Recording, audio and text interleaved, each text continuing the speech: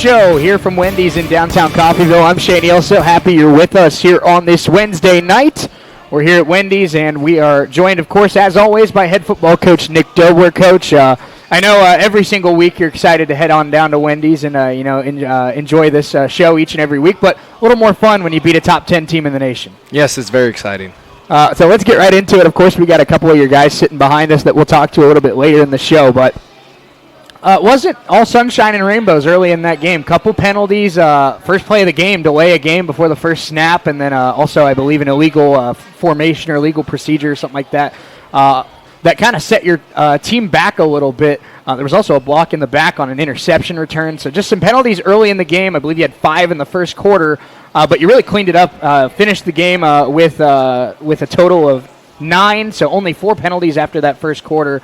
But it seemed like the team adjusted well to that kind of shaky start early in the game. Yes, we did start a little bit. Some of it was just on our end, too, game operations, getting out there. Some of it's on the kids, too. Some of it's learning, that whole block in the back after interception and trying to get a return. You don't really get to practice that a lot. But looking back, it wasn't anything malicious or truly like a block in the back. It was just the technique of knowing you can't block backwards, you got to block forward. So we're, coaching moments. Absolutely, and we talk about there were a couple of injuries we touched on last week of some guys that really we're gonna see how they'd step up with some other guys out. Lonnie Burt didn't play. Breck Long didn't play. Well, KJ won Defensive Player of the Week in his first start at Mike linebacker, so that's a pretty good debut. And he would have been here, but he was here last week. So yeah, that's right. Well, I was gonna say it's hard to do back to back, but the two guys that really stood out to me, Coach, and we have one of them here tonight. But with Breck out, Cam Paul stepped in, got his first start at tight end, 8 catches, 68 yards, and a touchdown. Really allowed that offense to open up against one of the best defenses in the nation. And Jaden Shepard back from an injury for the first time in a month. And what rust goes out there, gets an interception, makes plays all day long. Good to have Jaden back, and Cam Paul really stepped up with Breck unavailable. Yeah, literally a week ago, right before meeting, us being on the radio show at Wednesday's practice, I talked about it to the team. I think, guys, throughout the years, good teams have guys step up because of injuries or just guys becoming better. Jalil Boast has been that too. Cam Paul did that. KJ moving to Mike, and that allowed Marquise as the second wheel to step up in the starting role. And it's been like that throughout the years. It's going to always be like that, and it's when the moment comes, those players step up and they're ready to prove that, hey, I can do this. And sure enough, we had guys do it. Absolutely, you did, Coach. Let's talk a little bit about your guy who's the offensive player of the week in the Jayhawk Conference, Chris Arviso. Second career start, goes up against the number 1 defense in the nation in terms of points per game. It goes 20 of 26, 223, and 2 touchdowns. Obviously, good offensive line play. Highland wasn't in the backfield very often. Great plays from his receivers and his weapons on offense, his skill position players. But when you see Chris Arviso on the field, at least in his first 2 starts as a Raven, you just see a guy that seems in his element out there on the field. Makes good decisions, doesn't panic, doesn't press. It's been really impressive to see him operate under 2 of the best defenses in the nation and not seem like he's overthinking out there. Yes, it is nice watching him out there and operate, throw the ball, throw the RPO, throw the deep ball, even into the wind. That one of those drives that led us to I think, maybe our field goal or first touchdown, which was to Ty, who's over here, threw directly vertical into the wind, and it was a good ball right there. Very nice seeing him step up and continue to be better. Now, there's some things, took a couple sacks that were, threw the ball when we shouldn't have. There was a few things, but never costed us, except for, maybe the sack kind of backed us up. And I'm sure both you and Coach Ortiz have seen that. I feel like that's a very common issue with a young quarterback in his first couple of starts is almost trying to do too much. I was just going to say that. There's just trying to do too much. Some plays where the play just isn't there. Yep. And I think that comes with the reps. That comes with the experience. And obviously it doesn't help when you're going up against Iowa Western and Highland where there's already probably some pressure in the backfield pretty quickly. There was a throw, and I know that all 3 of your quarterbacks that have gotten time this year have made some impressive throws, but his touchdown pass to Jalil Boast in the third quarter, what a throw and catch There was a corner right on him, and he floated it right over, right where Jalil could go up high point the ball. Went behind 2 DBs, threw it right over him, and it was with the wind in his back, so he didn't overthrow it. That was a beautiful play. And then Jalil just to go up and go get it and still catch it as he landed. And I think it showed his in-game adjustments, Coach, because earlier in the game in the second quarter, he tried to take a deep shot. I can't remember if it was for Jaleel, if it was for Ty, or who it was for, but he did overthrow him because of the wind at his back. And you saw him correct that. You saw him take a little bit off of it, and that third quarter one right on the money. Yep, and we talked about that, and it's nice, I think, that game, and I told the guys, it showed who's practiced that. That was home field advantage for us with the wind. Like, we've practiced up there all spring. We've done it in camp when it was been windy. You know, we've already talked about how all that stuff works with the wind, and even the kicking game. You know, we punted in our first, stall a little bit offensively, and we punt it, but then we get the ball back. You know, into the wind, it hangs up there. It's kind of a weird play that was too, but that was a big moment too for us to get that turnover.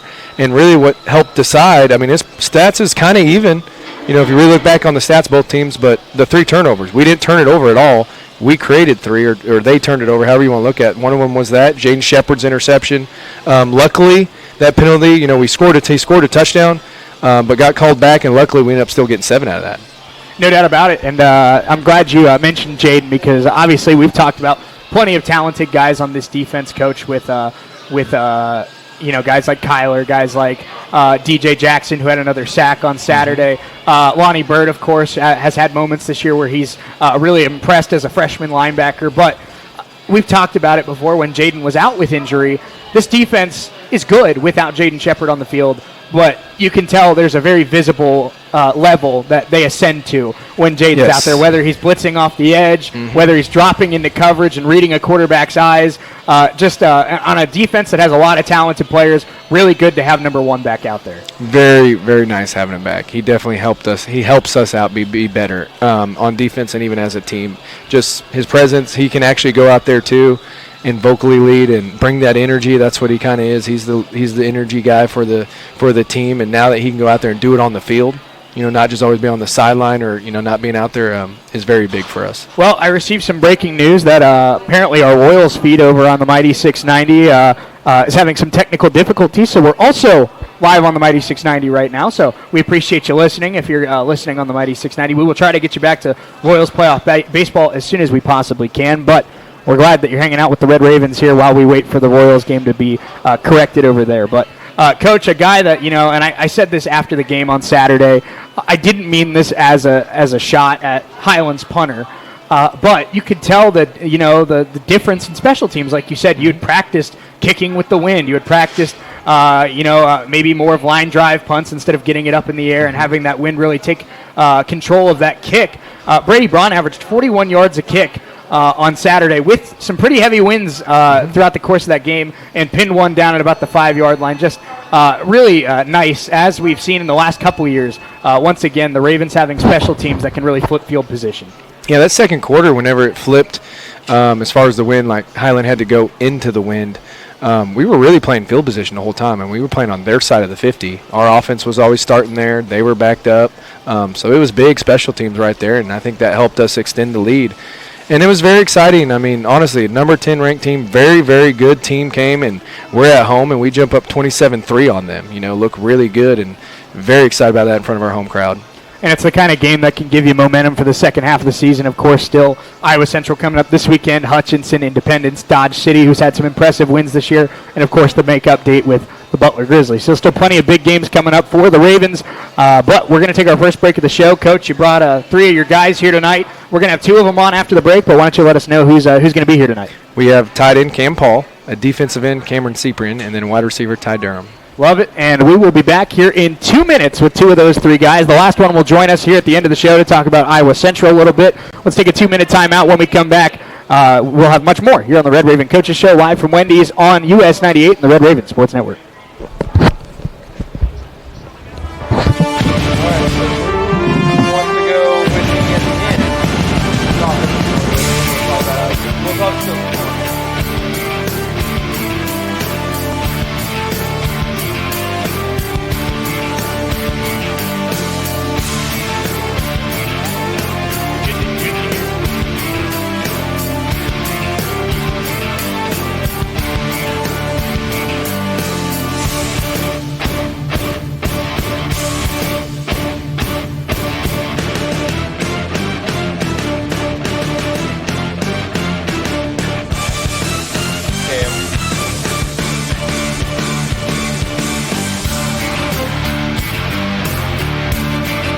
right, can you both hear me okay? 1, 2, 3, can you both hear me? Awesome. And I'll have both of you talk really quick. Hello, hello, Go ahead and say some time. hello. Perfect.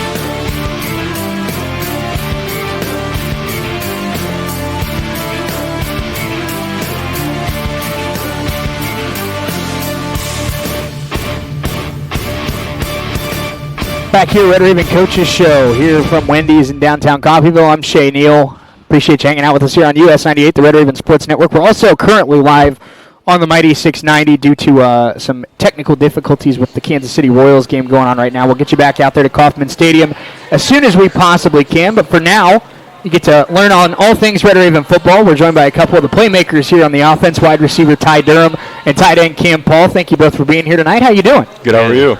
Doing well, and exciting, obviously, like we talked about with Coach. Always fun to talk Red Raven football, but even more fun when you get what I would assume you guys would both call your biggest win of the year so far. Yes, sir. I think it is our biggest win. Cisco was definitely a good game, too, and they haven't lost a game since, so that was definitely a good game, I'm glad too. you mentioned that, because I saw the rankings come out, and I was a little surprised. I'm not surprised, I shouldn't say, but I saw Cisco, inching in on the top 10 in the nation. I'm like, wow, that game in week 2 is looking better and better by the week. So, Oh, yeah. Cam, let's start with you, but you get to start with Breck Long, unavailable on Saturday, and I hate to bring this up to you because I'm sure you were trying to forget about it as soon as possible, but your first target is a drop on third down. Yeah, it was. And that's something where if it's your first start, that can take a toll on you mentally, and that can be something that you think about over the course of a game. You clearly didn't. You moved on very quickly. You made some huge third down catches. You made a catch in the red zone, scored a touchdown. You were getting open all day long. Finished with 8 catches, which I think is a season high for any receiver on the Ravens. But talk about that. That mentality that you had, where after that first one that you'd like to forget, you were able to move on so quickly and be a weapon all day for Chris Arviso. Well, I just think every play has a life of its own, and after the play's over, just got to work on the next play and work on getting open, blocking assignments, and just playing for each other. It's really. And Cam, I always love hearing about the different position groups on this team, and obviously you being a transfer from Missouri State, D1 bounce back guy, but you the tight end room.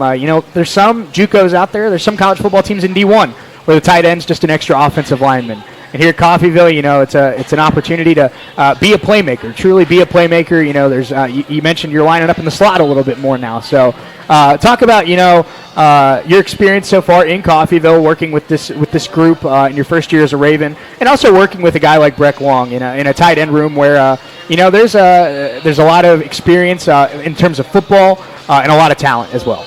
Well, yeah, it's great working with Breck. Best friend and teammate all in the same. He's a great player, and I'm excited to share the field with him more this upcoming week. Everyone really in the wide receiver room is really good guys.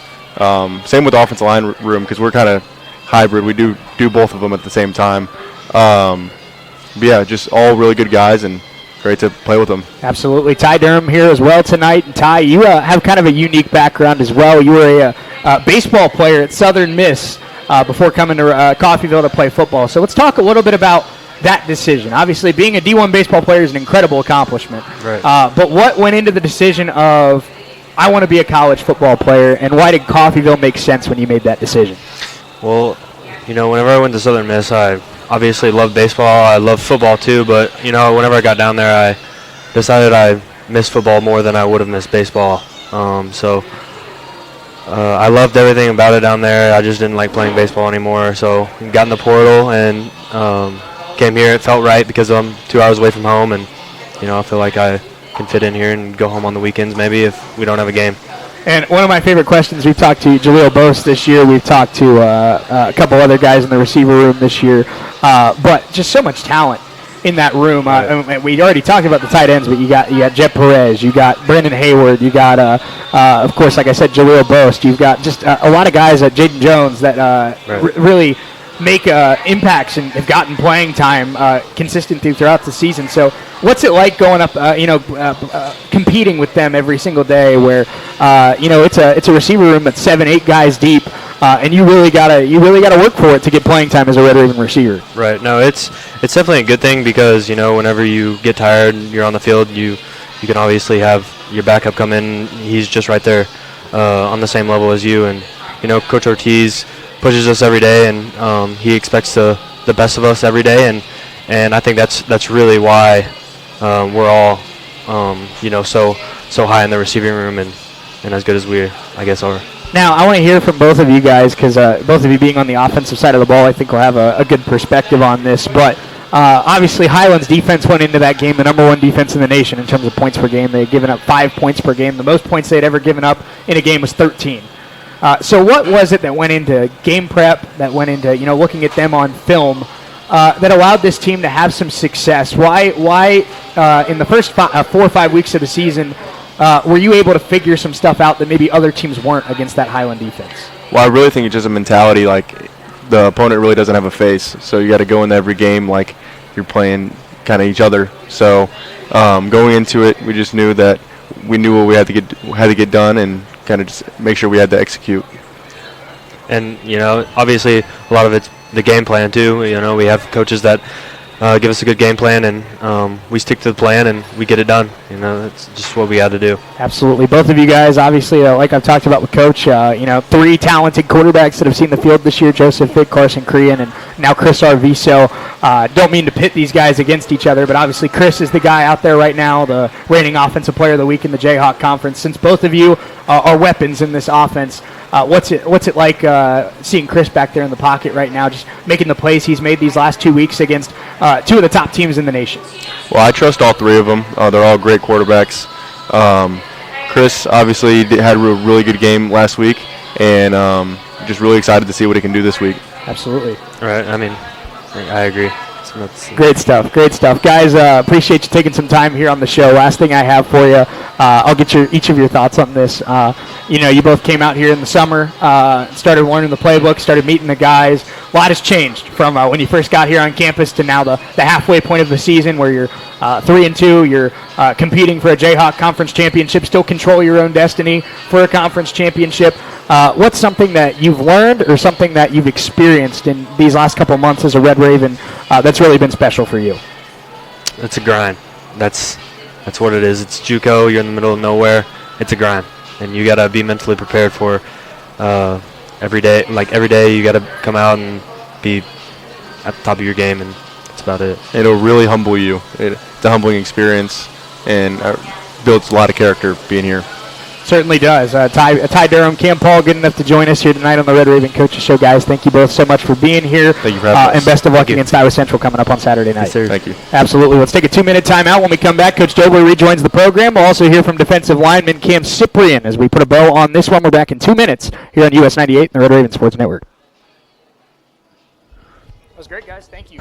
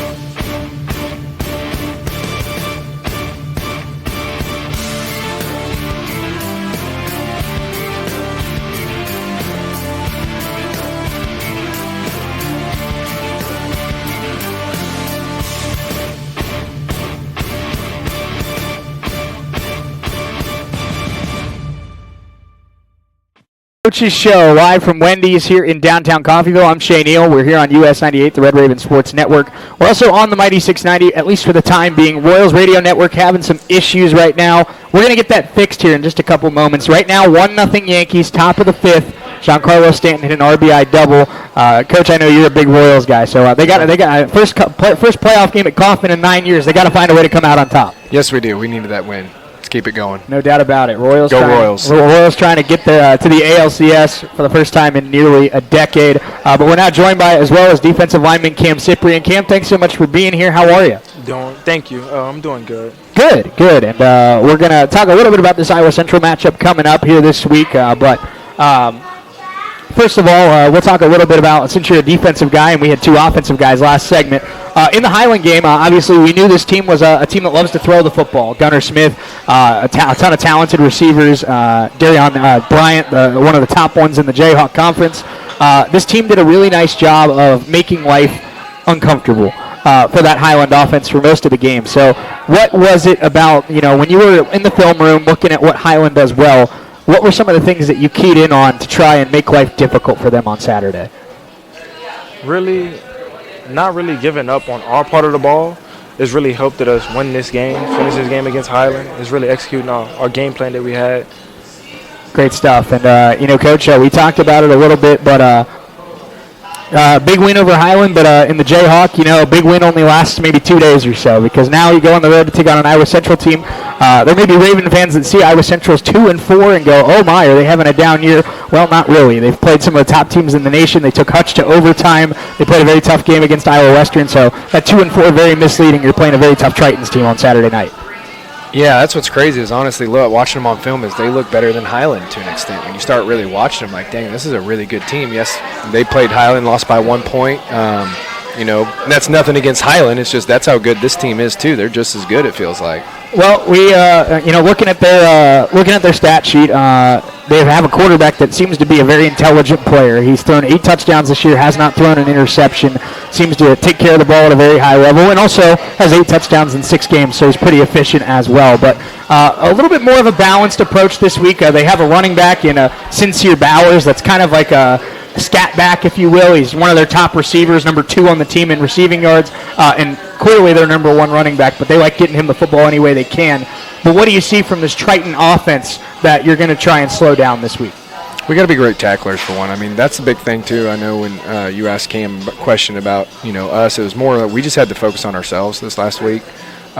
Same thing this week, and so if we can go out and tackle Bowers out in space, we can tackle the quarterback when he does scramble, and be pretty good with all that. Obviously the scheme and stuff like that still has to go into play. We got to go execute, but I think it's going to come back to a fundamentals is can we go out there and tackle out in space and tackle these guys because they're pretty good.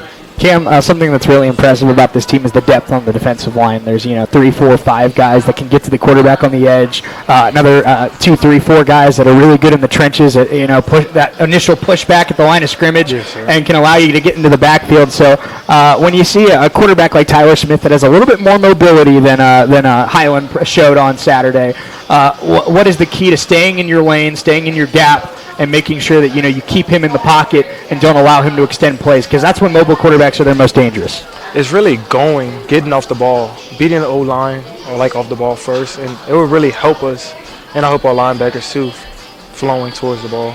And something I've loved talking about with some of the other defensive linemen we've had on the show this year is just playing with those talented guys, playing with Fred Giles, playing with DJ Jackson, playing with Elijah Brown, playing with Emmanuel G. Some of these guys that are really talented football players, going up against that, or going up, competing with them every day in practice, and going up against a strong offensive line every day in practice. Sometimes it has to feel like the best experience you can get is going up against your own guys. Yes, sir. So what is one of maybe the things that you've really enjoyed about playing with some of these other defensive linemen here at Coffeyville? Is that they're more experienced than me. I really get to sit back really and take more things from them, and they really put me on game. Coach, your team very balanced against Highland.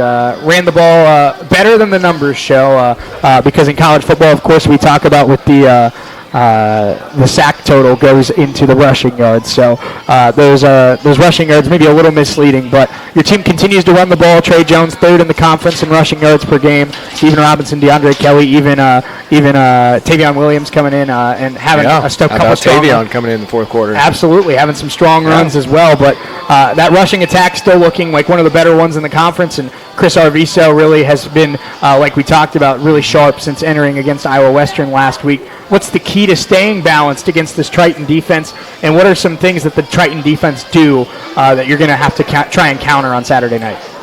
They're a little bit, the Iowa teams, they have the different, like Iowa Western has a different front that's going to make it really, really hard to run the ball. Iowa Central has a whole different box set up with a 3-man, and it really does, again, make you really hard. They're really good inside the box. Again, going to make it tough for us to run the ball, but we're up for the matchup. That's our strength too, and we got to be balanced. I thought Coach Ortiz and the offensive coach have done a great job, balancing it out, still being able to run the ball, still being able to throw it, but not just straight drop back, like the RPO game, the vertical, I think they're just getting in their groove a little bit, and hopefully they keep on going. No doubt about it. Coach, a guy that the Iowa Central head coach, a guy that's not unfamiliar to Jayhawk coaches at all, Jesse Montalto. He was at Ellsworth for a couple of years, then went to Iowa Central. In your experience as a D coordinator, of course, until this year, what do you see from Coach Montalto and what he brings on Saturdays? He does a lot of good stuff, man. I mean, he has a system. He knows what he's doing. He knows what he wants. He'll dial some stuff up, even a trick play or so. That's what was crazy is that ran into the Highland OC after the game, and their trick play that scored a touchdown, he goes, "I got it from Iowa Central." Last year they ran it versus us. And I'm like, geez, well. And then you look up, and they had another little trick play for a touchdown this year already. And so hopefully we don't give one up if they have something dialed up for us. But he's been really good. I mean, he does a really good job. He knows what he's doing and makes it tough. Coach, last thing I have for you, and appreciate your time here tonight. It's become kind of a tradition of the end of the coach's show. But if you're picking 3 or 4 things that your team needs to do on Saturday night to get the 4th win of the season and to have some serious momentum winning back-to-back games, what does this team need to execute on Saturday to beat the Tritons? Offensively, honestly, like a lot of people have, I feel like their pass coverage is their weak point. Not saying we're going to go out and just throw the ball everywhere. That's not what we're doing. We're going to be balanced, but I believe our offense needs to be able to capitalize. When they do throw the football or, it has to be on point. Like if we can be good but also still run it, which is going to be tough, though. They make it really good. I think they're only giving up like 70 yards or something like that defensively. So it's going to be a battle. We can't just sit there and think we're going to run the ball. But if our quarterback, Chris, can take care of it, make the right decisions, our receivers or tight ends, can go out there and operate like we've done, I think we'll be pretty good offensively. Special teams, honestly, there's been some crazy things Iowa Central has been a part of that has helped for them. Like, touchdowns are big momentum change. Like Dodge, they came out and kicked the sky kick and got the ball versus them, which then led to a touchdown for them to jump up on Dodge. Hutch fumbled the snap on punt. Boom, got the ball at the 1, scored a touchdown next play. Like, their special teams has been weird. Like, we can't give them anything. So it's really more, sometimes it's self-inflicted special teams on the opponent that they play. They kind of force it maybe. So we got to be really good there as far as not giving them anything that honestly has helped them out. And then defensively, I mean, we got to be able to tackle that running back and quarterback. I mean, that's going to be big. They're very elusive, and if we miss some tackles, I mean, it can be big plays, big gains. Coach, one more thing I have for you. I lied, but obviously, I know at the end of the day, we talked about this with Coach Tony Turner, Coach Jay Herkelman as well with the basketball programs. I know the number next to your name doesn't mean anything. All that matters is how you play on Saturday. But it has to be pretty cool for you as a first-year head coach, seeing this team's potential over the first 5 weeks of the season, getting that big-time win, and now for the first time having that number next to your name. One of 5 teams in the Jayhawk to be nationally ranked, which we know this conference's pedigree and their standing in terms of the rest of JUCO football. But has to be pretty cool for you as just kind of a stop and recognize moment. It's kind of like that, one of those checklists as a head coach. Yeah, early on we kind of, but we knew, like, rankings of preseason, everything's about how you did the previous year, and we're coming off, a bad year. So never really looked at that, just figured if we can go out and just keep putting some wins together, we're eventually going to, because of, like you said, I mean, the Jayhawk is very well represented in the rankings, and even people we've played, and that have been playing. There's probably 4 or 5, Jayhawk and Iowa teams nationally ranked. So if we can just keep on chopping it and going one win at a time. I think that'll take care of itself. Well, as you know, Coach, that number next to your name doesn't mean much if you can't beat the Tritons on Saturday night. It will not. It'll be short-lived. Red Ravens take on Iowa Central coming up Saturday night, 7 o'clock. We'll have the Imperial Vending Red Raven pregame show beginning at 6:45 right here on US 98. Appreciate Coach, appreciate his guys for being here tonight. And here's hoping next week we're talking about the Hutch game with back-to-back wins. And there'll be homecoming coming up, but we got to go up on the road, go get a win for Red Ravens, and come back and have a good next week. Absolutely, we do. Appreciate Andrew and Amber for their help with RRSN. As always, I'm Shay Neal saying so long from Wendy's here in downtown Coffeyville. And until next time, this has been the Red Raven Coaches Show on US 98 and the Red Raven Sports Network.